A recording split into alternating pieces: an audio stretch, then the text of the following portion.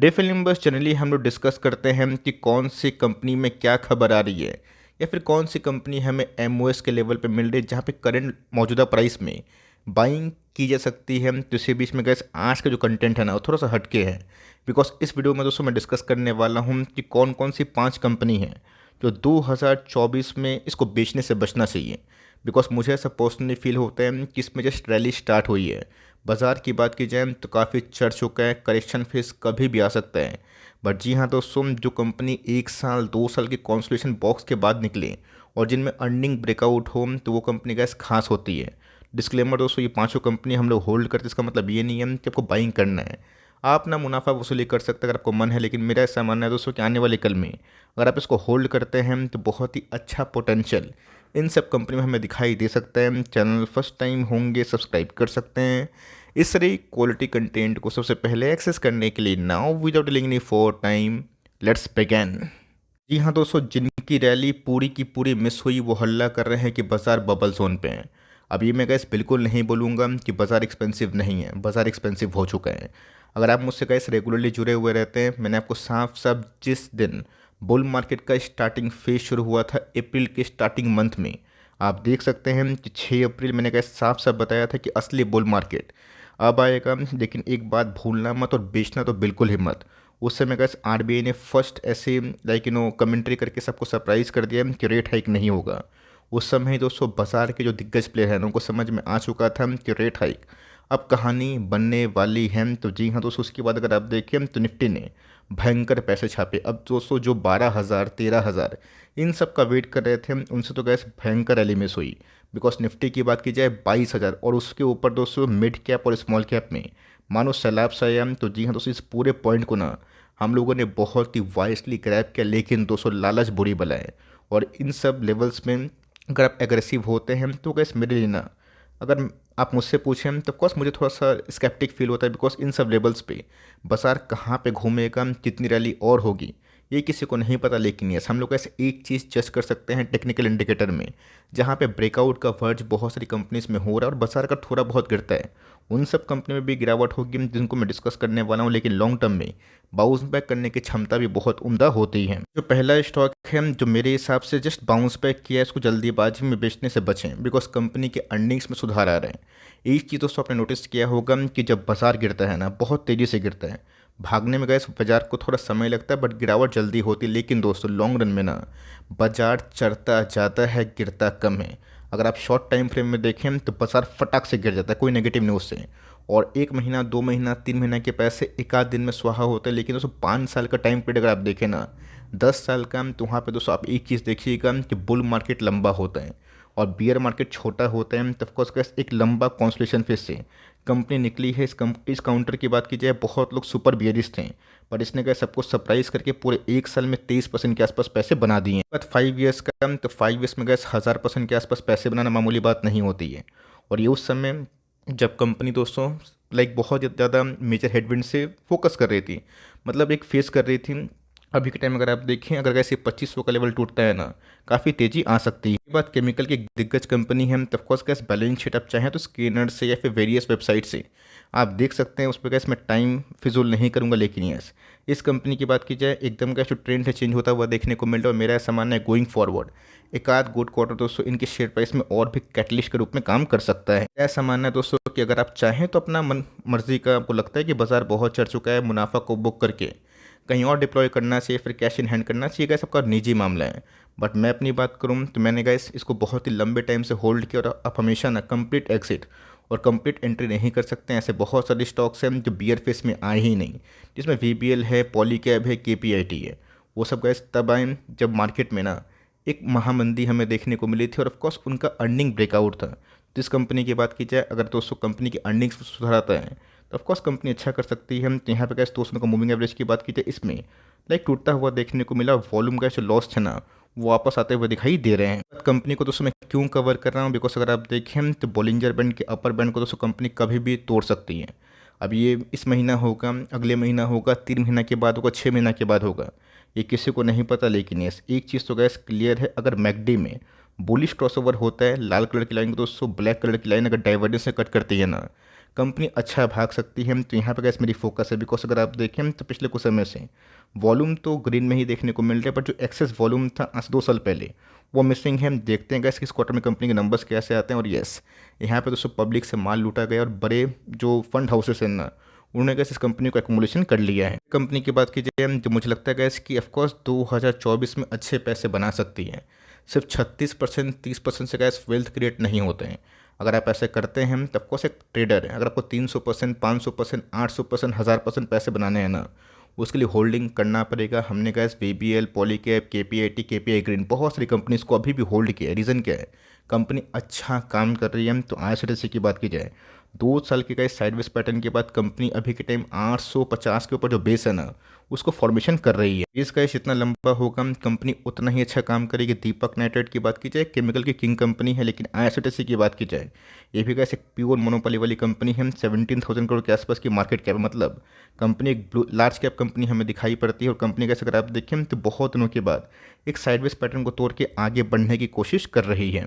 Because अगर आप देखें तो एक चीज़ आपको देख के सरप्राइज होगा कि कंपनी के अंदर तेजी आई ना। चलिए अच्छी बात है, जैसे दीपक नेट में गैस तेजी आई, बट वॉल्यूम ऐसे कोई बहुत बड़े नहीं है। लेकिन एक चीज़ दोस्तों आईआरसीटीसी में देखिएगा ना, इनके वॉल्यूम दोस्तों वीकली चार्ट में माई गुडनेस दोस्तों, ये बहुत ही बड़े हैं, बहुत ही उम्दा हैं। कंपनी के अंदर का जो वॉल्यूम्स का इजाफा हुआ है वो 100 मिलियन के ऊपर भी हमें दिखाई दे चुका था। फिर दोस्तों कभी भी बुलिश डाइवर्जेंस से ऑफकोर्स एक रैली आती है और कंपनी का इस अपर मीडियन को तोड़ के ऊपर निकलती है। कैंडलस्टिक पैटर्न को अगर आप पढ़ना जानते हैं, आपको अच्छे से पता है कि अगर इस पूरे इंटायर मंथ की बात की जाए, बस एक आध दिन का समय बाकी, एक दिन का ही समय बाकी, उसके बाद कैसे हम लोग नए साल में प्रवेश करेंगे।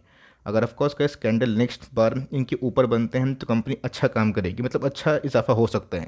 बिकॉज मैकडी की बात की जाए, कभी भी गैस जो बुलिश क्रॉसओवर है ना, दिखाई पड़ सकता है बहुत दिनों के बाद, इवन बहुत महीने के बाद। अगर आप देखें तो यहाँ पे दोस्तों मंथली चार्ट में भी बहुत ही हेवी वॉल्यूम का राइस हुआ है। ये कंपनी की बात की जाए यूएनओ मिंडा, ये भी गैस ऑटो एंसिलरी की एक टॉप क्लास कंपनी। और ये सारी कंपनी गैस जो मैं आपको बता रहा हूँ ना, इनमें अर्निंग ब्रेकआउट हमें देखने को मिला है, जो देर या फिर सवेरे लॉन्ग टर्म इन्वेस्टर्स को काफ़ी फायदा देगा। 5 साल में गैस कंपनी ने 300% के आसपास पैसे बनाए। डिस्पाइट अगर आप देखें तो कंपनी 2021 के टॉप के लेवल पे ही मिल रही है।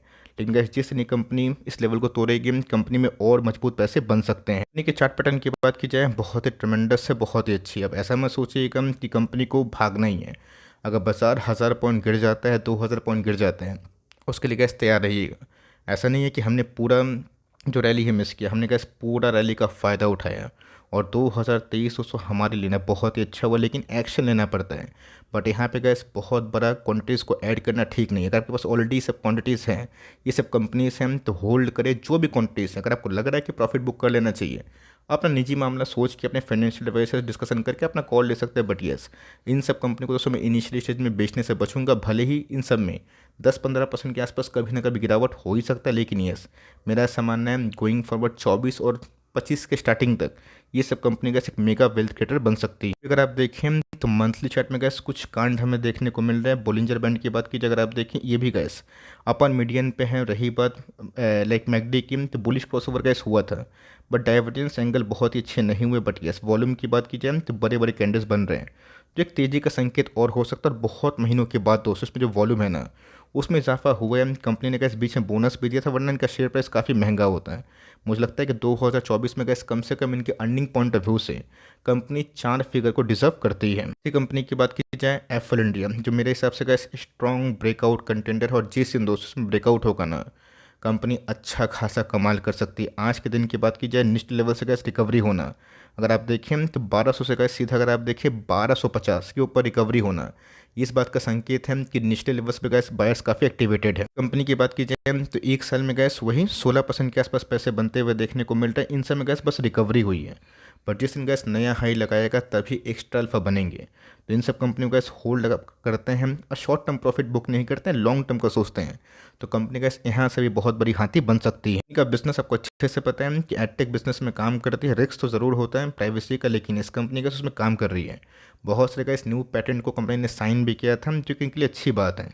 और कंपनी का इन सब लेवल्स को क्रॉस करके ऊपर निकलती है तो कंपनी में कैसे बहुत तेज़ी आ सकती है। इंडिया की बात की जाए, मुझे लगता है कि भले चलने में इनको एक आध 2 महीना का समय और लग जाए, बिकॉज जब तक S globally ed tech business कब अच्छे काम करते हैं, जब एड स्पेंडिंग में दम होता है। एड स्पेंडिंग कब होता है? जब इकोनॉमिक कंडीशन काफ़ी मजबूत होती है तो ऑफकोर्स यूएसए में गए जो गाना लोग गा रहे थे कि भयंकर मंदी आएगी, रिसेशन आएगा, ऐसा कैसे कुछ हुआ नहीं।